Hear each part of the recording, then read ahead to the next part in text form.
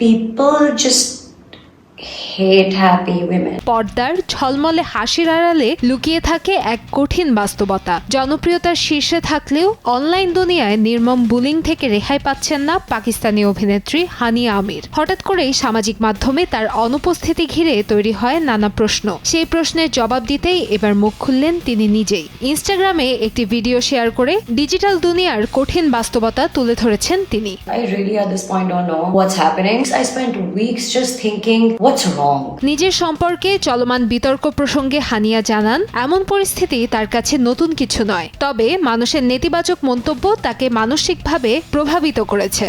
আক্ষেপ করে তিনি বলেন, সুখী ও আত্মবিশ্বাসী নারীদের প্রতি সমাজে এক ধরনের বিদ্বেষ কাজ করে, যেখানে শুধু পুরুষ নয়, নারীরাও জড়িত। Of course she's hated on because how dare you not fit into the mold that we have for you in our brain. নারীদের প্রতি নারীদের এই নেতিবাচক মনোভাব নিয়ে হতাশা প্রকাশ করেন হানিয়া। একে হেট ট্রেন বা ঘৃণার প্রবাহ হিসেবে উল্লেখ করেন তিনি। তার মতে অনেকেই অন্যকে ছোট করে নিজের স্বস্তি খোঁজেন, যা সমাজের জন্য উদ্বেগজনক।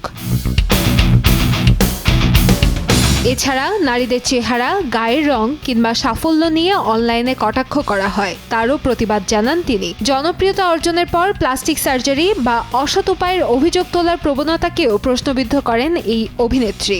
অনুসারীদের উদ্দেশ্যে প্রশ্ন রাখেন, আমরা কি কাউকে কেবল জনপ্রিয় বলে ঘৃণা করছি, নাকি সে অন্য কিছু অর্জন করছে বলে, নাকি সে তার জীবনকে দারুণভাবে উপভোগ করছে বলে।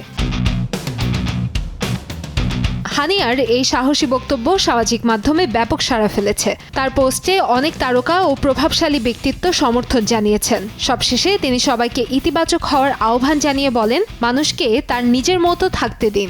Please step back and think about it. কান্তাময়ী Sneha, সময় সংবাদ, ঢাকা। Please यार क्या हो गया, सारे एक जैसे नहीं हो सकते।